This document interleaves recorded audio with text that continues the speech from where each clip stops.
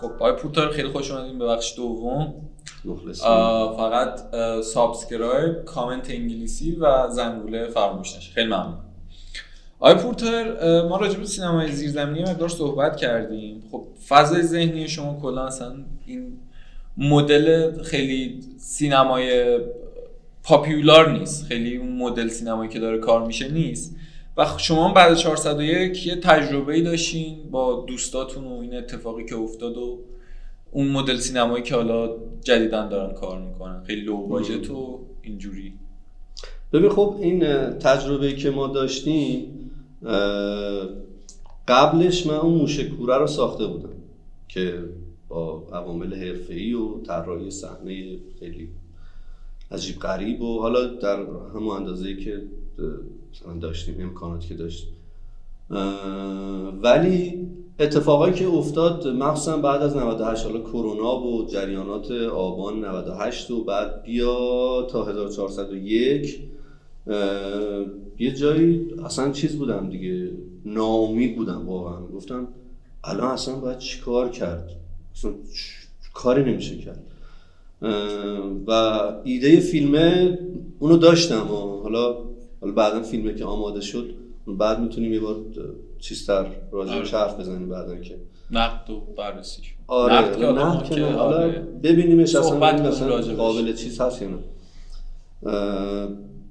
من به این فکر کردم که یه جایی بود واقعا پارسال 1402 بود دیگه، بعد از حدود 7-10 ماه که از اون جریانات گذشته بود گفتم آقا من باید این کارو بکنم و دیگه جواب نمیده این مدل که آقا من حالا بیام توی خونه نمیدونم داستان حجاب رو رعایت بکنم، نمیدونم دوباره حالا کلی برم چه میدونم پیچینگ انجمن شرکت بکنم، حالا پول که نمیدم مطمئنم برای این داستان با یه همچین جریاناتی.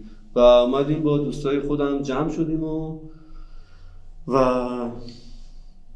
کار کردیم دیگه، این فیلم رو کار کردیم و در واقع یه جورایی برگشتم به قبل از موشک‌کور. یعنی تا قبل از موشک‌کورم من از این کارا خیلی میکردم که با یه موبایل، یه دوربین عکاسی DSLR کنون و 4 تا بچه‌های دوستای خودم، آقا تو بیا صدا برداری کن، تو بیا فیلم بردار شو، تو بیا بازی کن، این فیلمنامه هرم کارگاهی تور، حالا ایده رو داریم کارگاهی تور ببریمش جلو ببینیم به کجا میرسه دیگه. این شد فیلمی که پارسال کار کردیم و الانم فعلا که چیز دیگه حالا توی صداگذاری و رنگ و ایناست تا ببینیم چی میشه. سعید شرمنده بزن میشدم نوشتن اون فیلمایی که حالا یه صحبت میکنم. اول یه سوال که راجع به اون دارم عوامل همدلی، یعنی الان خیلی هستن از این مدل ایده ها دارن واسه کار کردن ولی خب دوست و آشنایی ندارن مثلا میگیرین. یعنی الان این مدل سینماه، این سینما زیرزمینیه اینجوریه که تو باید یه دایره از رفقا داشته باشی که حالا با جهان بینی اون فضای ذهنیت آشنا باشن، حاضر باشن بیان که این مدل کار رو انجام بدیم. با این جزیره رفقا این چیزا چقدر تاثیر داره یعنی برای کسی که مثلا میخواد این مدل فیلم ساختن کار کنه؟ به من حتی دارم میگم که به فرض این که من این رفقا رو هم نداشتم، خب چون الان یه چیزی ببخشید جزیره دارن از این فیلم ها کار میکنن یه دسته از رفقا مثلا این مدل فیلم ها کار میکنن تو تهران، تو اصفهان، تو شیراز و این مدله. چاره غیر از این نیست دیگه. خب من دارم میگم حتی آقا سعید پورطاهر فقط آرتین رو میشناسه. آرتین چی داری گوشی، مثلا موبایل چی داری، مثلا میگه آقا خودم مثلا چیز ندارم، یه آیفون این رفیقم داره آیفونش میتونی 2 روز بگیری مثلا فلان.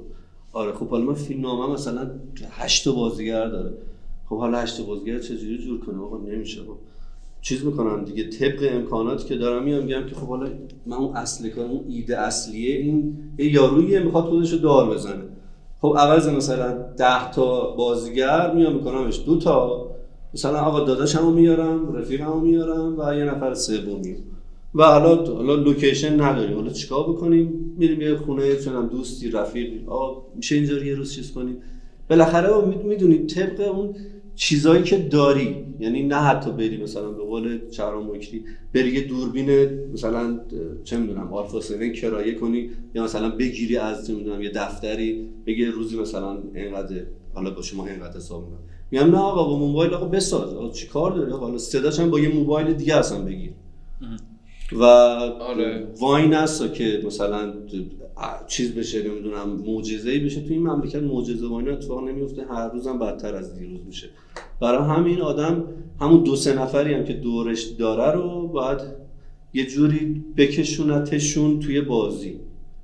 شما آره دیگه، یعنی مثلا تجربه چیزم داریم، موشکور حالا یه مقدار فیلم بزرگتری، پروژه بزرگتری بود، های پروداکشن تر بود، چجوری با اون عوامل همدل میشین؟ یعنی اینو وارد فضا ذهنی میکنین که خب مثلا چون اون فیلم احتمالاً برای خیلیایی از عوامل خب خیلی فیلم بین نیستن، صرفا یه اپراتوری هن که میان کارشون رو انجام میدن، چجور اونا رو وارد این فضا ذهنیه میکنین باشون؟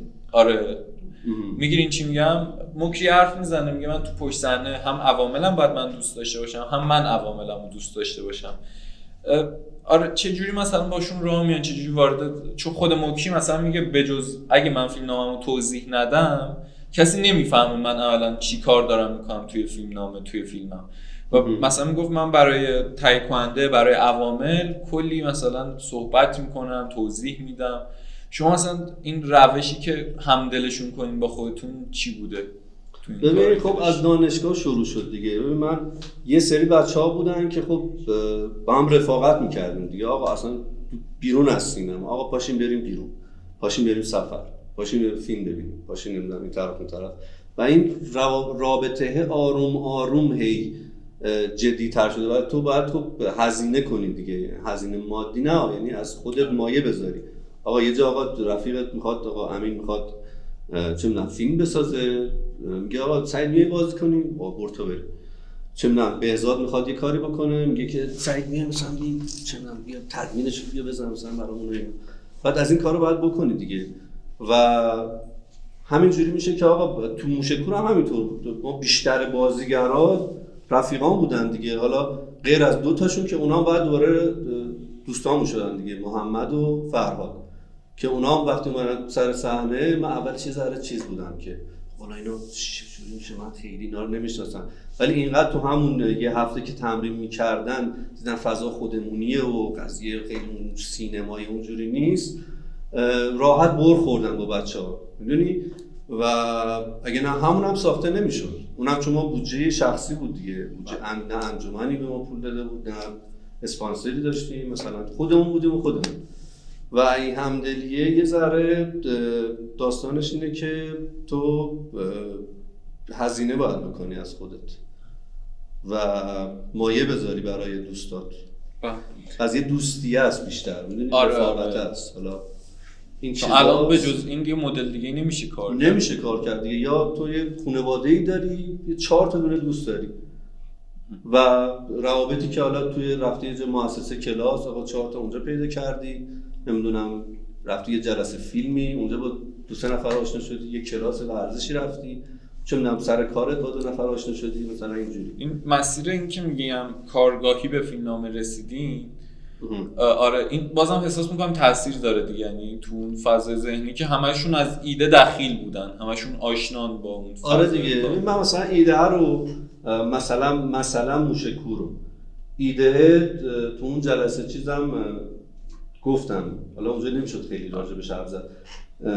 ایده اصلیه راجع به یک خاطره‌ای بود از بچگی خودم که حالا اونجا اون پسره هی می‌خواست بگه که ترومای خودت بود، من می‌خواستم بگم نه، ولی مال خودم بود. آقا تو بچگی من و دختر خالم 2 تا بچه 5-6 ساله، فقط من این صحنه رو یادمه که خونه بابا بزرگم اینا کفتر داشتن، مرغ و خروس و این داستانا، من و دختر خالم یه ظهر یک تابستانی رفتیم دم شیر آب، همین کفتر سفیده رو گرفتیمش و با یه کارتی می‌خواستیم چش اینو در بیاریم. حالا این که 2 تا بچه، بعد این سوال برای من شد، میگه که پسر پرسید که خب چرا ما مجبوریم این فیلمو ببینیم؟ گفتم مجبور چی بهش بگم؟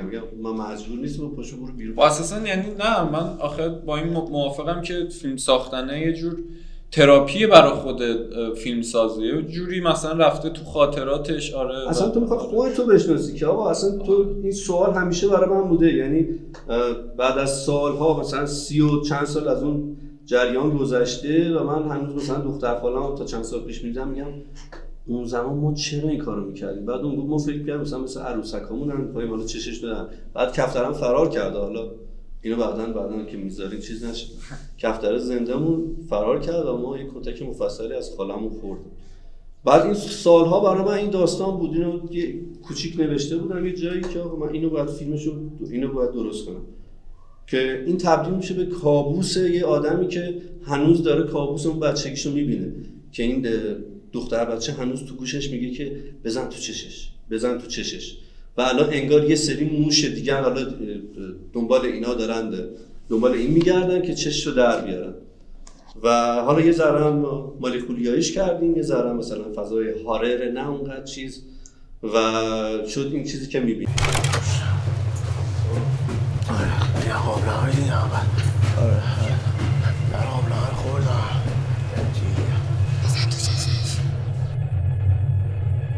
کی این تلویزیون رو دستکاری کرده؟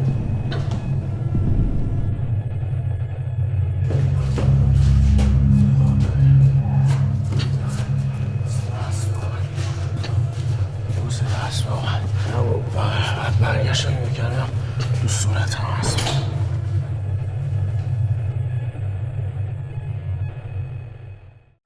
و کارگاهی بودنش این بود که خب من فیلمنامه رو توضیح برای بچه‌ها میدادم و نمیفهمیدن، هم برای فیلم بردارم، هم برای طراح صحنه، هم برای بازیگرا. بعد رسیدیم به اینجا که نه آقا پاشیم بریم سر صحنه، آقا تو میشی دکتر، اون میشه پرستار، اون میشه نمیدونم جسد، اون چیز، حالا با موبایل راه بیفتیم تست بزنیم ببینیم آقا من چی میخوام از این فیلم. و آروم آروم هی مثلا یه روز فیلم برداری کردیم، دوباره اینا میرفتن چند روز خونهشون، من میشستم بنوشتم خب اینجا میرسه به این، بعد اینجا میرسه به این، بعد شروع کردم تایپ کرد. تو تایپ کردن آقا تایپ کردن خیلی چیز جالبیه. وقتی فیلمنامه رو جمع سررسیدو برداشتی 60 تا برگه نوشتی، بعد خودت میمونی شروع که میکنی به تایپ کردن توی کامپیوتر، انگار که یه نظمی آروم آروم هی داده میشه. از A رسیدی به B، رسیدی به C، الان اینو میتونم اینو بیارم اینجا، اینو بیارم اول، اینو ببرم بعدش، بعد هی آروم آروم هی انگار مثلا پشت سر هم دیگه میاد و بعد یه پرسه کشفی داره تایپ کردن. آره واقعا حالا یعنی تایپ کردن خیلی چیز جالبیه که تو اول ایده رو اول و وسط و آخرشو داری، ولی بعد که هی تست میزنی با بازیگرات یا مثلا تا مینویسی تایپ میکنی هی بازم به چیز میده، یا مثلا موزیک گوش میدی. من مثلا یه کارام این بود که دم رودخونه راه میرفتم، این یارو تو گوشم برای خودم موزیک گوش میدادم دیگه، حالا مثلا راک، چه میدونم متال، آلترناتیو. بحث آخر این صحبتمون آره سینمای آماتور، یعنی این مدل آماتوری سینما، این مدل آماتوری کار کردن یه معنی دوستی داشتم میگفت معنی لغوی آماتور از آمور میاد که اسپانیایی به معنی عشق، میگه عشق انجام دادن کاری، معنی کلمه آماتور.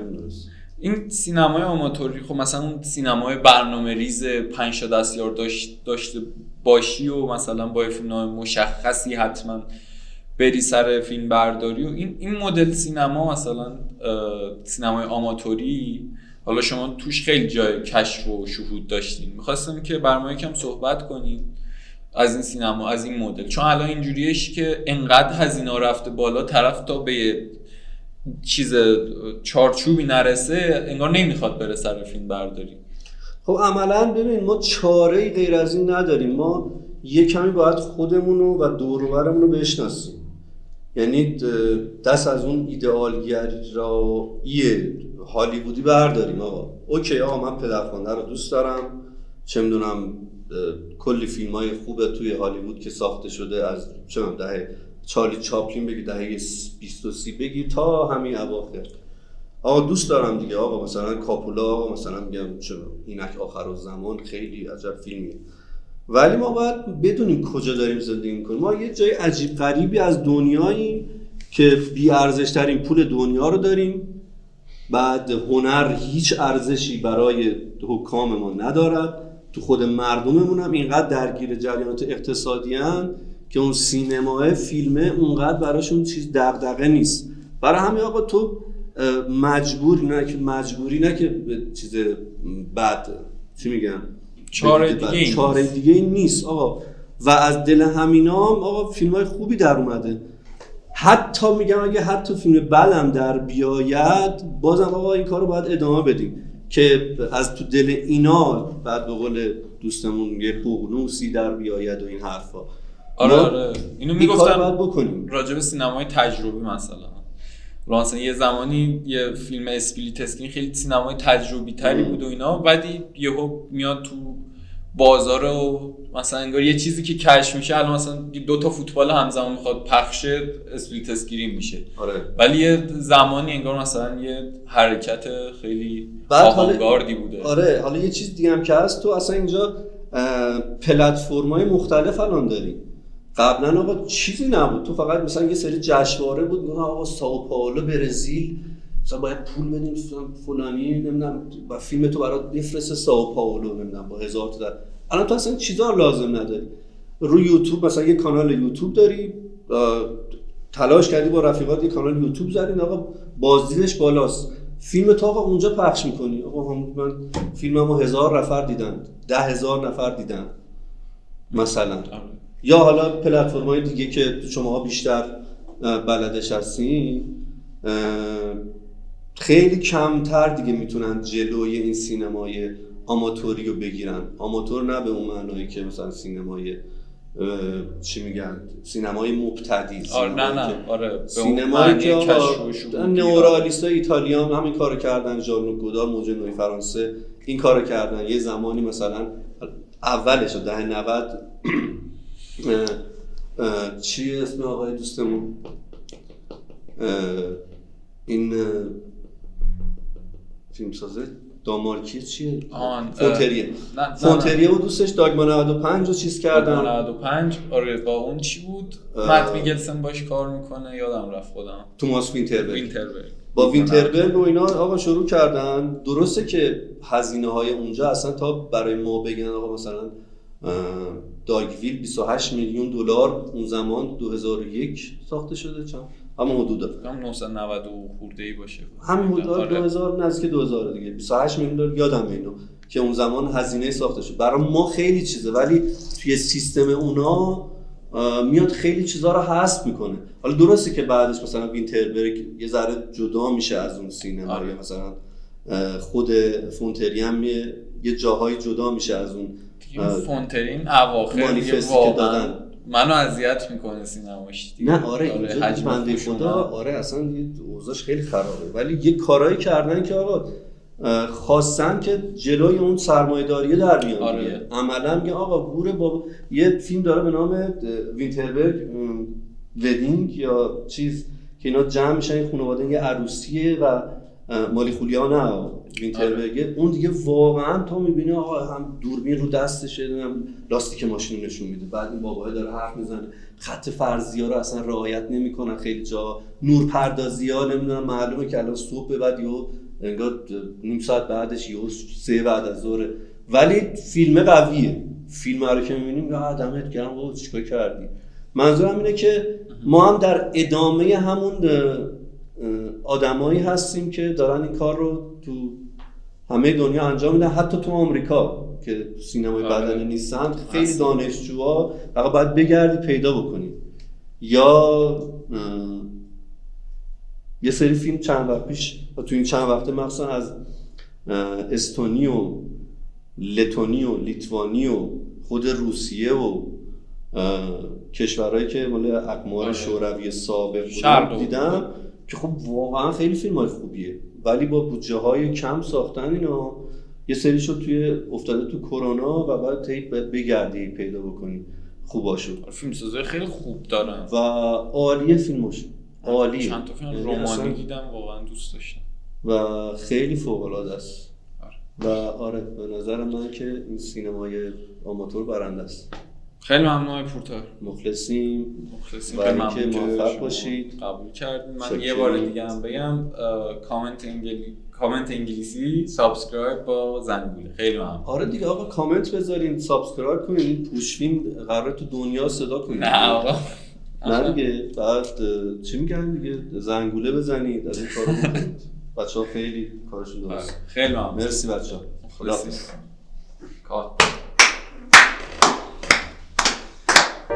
خوشحالم.